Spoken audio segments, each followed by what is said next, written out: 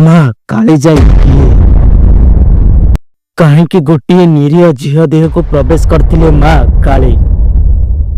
केमिति एक साधारण झील पूजा पाउची माँ कालीजाई दीपरे।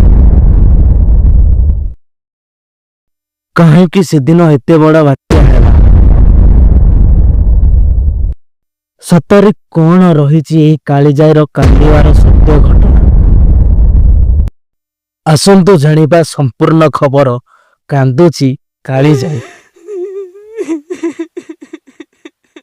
ओडिशा राज्य गंजाम जिलार पूर्व दिगरे अवस्थित विश्वर द्वितीय एवं भारतर प्रथम सर्वबृहत चिलिका ह्रद।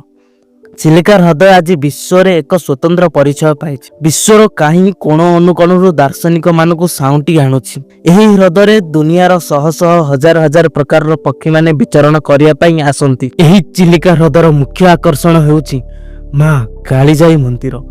आसंतु जानिबा यार संपूर्ण रहस्य। गंजाम जिले बाणपुर नामक एक ग्राम रे गोटे सुखी परिवार रे जाई नामक एक कन्या जन्म नेले। जाईंकर गोटे मात्र भाई। जाई पिलाटी दिनरु बापा माँ को बहुत आदर करे एवं सम्मान दिए एवं जाईंकर पितामाता ताको बहुत लालन पालन रे बड़ कले। जाईंको बापा जड़े चाषी। गोटे छोट परिवार को से सुरखुर रे चलाई नेउथिले। से ताको परिवार को नहीं आराम रे दिन काटुथिले। दिन पर दिन बीती गला।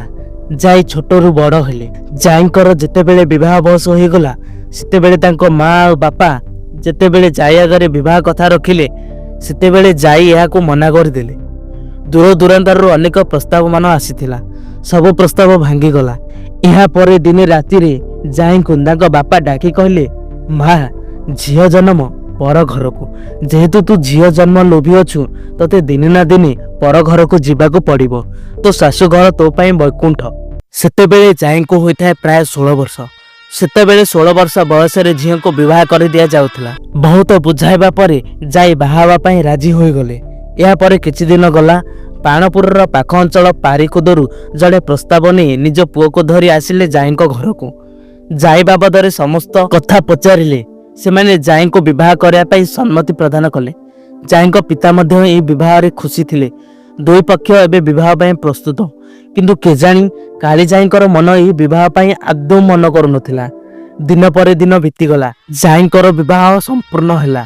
सेतेबेले विवाह पर किछि दिन पर ही झियो को शाशुघर निया जाउथिला।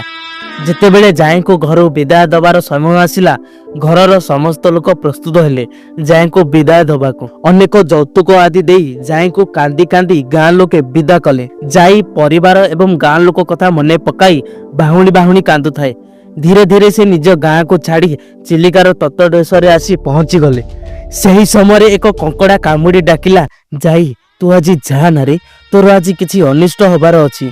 जाई कंकड़ार कथा बुझी न पारिले मध्य मने मने भाबुथिला आज किछि ना किछि अशुभ होबार अछि। जाई को बापा एक डंगा वाला को डाकिले। से डंगा आसी चिलिकार तटदेशरे लागिला। वर्तमान डंगा वाला जाई को बापा एवं जाई डंगारे बसिले एवं भगवान को स्मरण करी चिलिकार गोटिए तटदेशरु पारिकुद को यात्रा कले। धीरे धीरे धीरे धीरे करी चिलिकार गंड मध्य को चली जाउथे डंगाटी। डंगा वाला कात को धरी धीरे धीरे करी पारिकुद अभिमुखे बुहाई नहीं जाउथाए।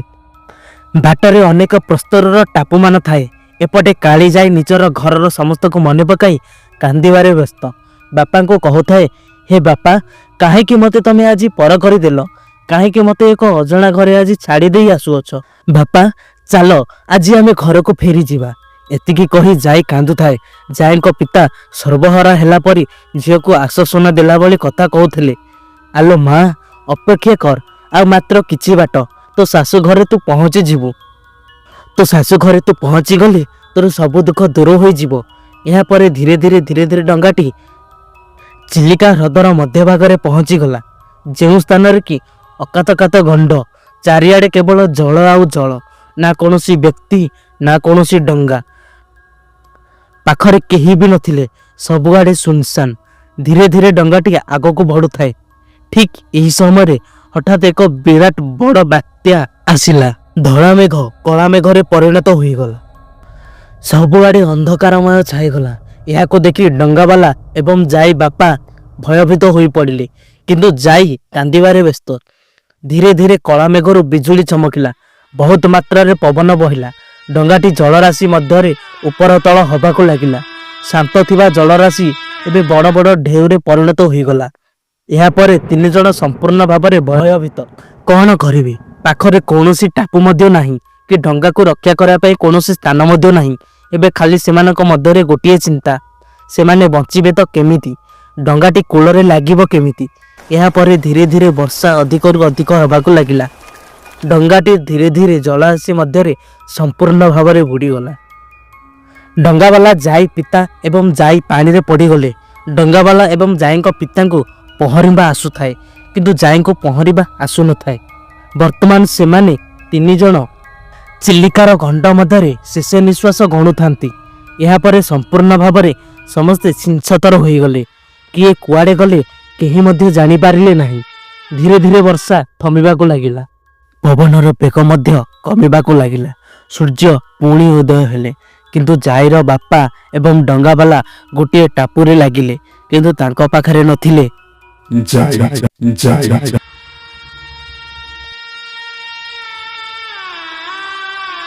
से दुहे जाई को पाख आख अनेक स्थान रे खोजिया पाई चेष्टा कले, किंतु अकाताकात जलराशि मध्य जाई आउ मिलिबे बा केमिति। से तो पूर्वरु पहरिबा शिखि नाहांती। एबे से माने कांदिबाकू लागिले। जाई को से माने आ कोनोसी स्थान रे देखिबाकू पाइले नाही। शेषरे से माने जेउ डंगा तांकर बुड़ी जाइथिला सेही डंगा साहाय्य रे निज गाँ को फेरी आसिले। एपटे गोटे टापू उपरे गोटे झीवर कांदना शुभु थाए। गोटे झील माँ माँ कही कांतु थाए। आ सेही झील अन्य केही नुहंती, से झीलटी होची जाई।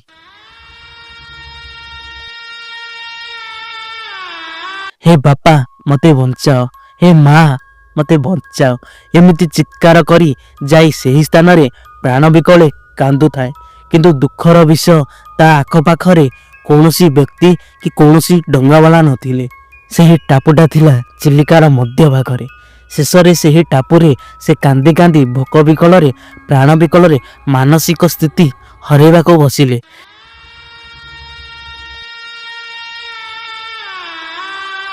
सेही समय गोटे देवी तांको शरीर रे प्रवेश कले। सेही देवी ना होउछि माँ काली। सेही दिन ठारू जाईर ना सबुदिन पाई सेही स्थान रु लिभिगला। जेतेबेले जाईर बापा घर को फेरिले सेतेबेले तांको घर लोकों को कहिले कि जाई कोठी हजिगला, आमे जानी पारिलु नाही। यह सुनी घर लोक एवं गाँ लोक बहुत कांदिले। दिन आसिला सेमाने कांदी कांदी जाई को भूलिबाकू लागिले। एपटे जाई जहा देह को प्रवेश करथिले माँ काली, अर्थात वर्तमान से होसंती काली जाई। अनेक दिन पर अनेक माछ धराली सेही टापू पाखको माछ धरिया पाई गले। जेतेबेले सेमाने माछ धरिया पाई सेही टापू पाखरे जाल बिछाउथिले, जणे नारी सेही तनरे बापा मते बंचा कही कांदुथिला। सेमाने सेही टापू को गले। सेही स्थान रे कौनसी नारी नथिले। जेतेबेले सेमाने सेही टापू को जाती एवं सेही झील को संधान करती, देखती जे सेही टापुरे कौनसी स्त्री नथांती। एहीपरि भाबरे अनेक घटना अनेक डंगावालांक सह घटिला। शेषरे सेमाने जानी पारिले यह निश्चय जाईर आत्मा कांदुछि।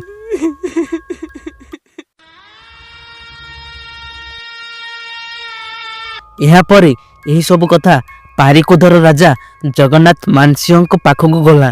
जगन्नाथ मानसिंह 1717 मसीह एक मंदिर निर्माण कले।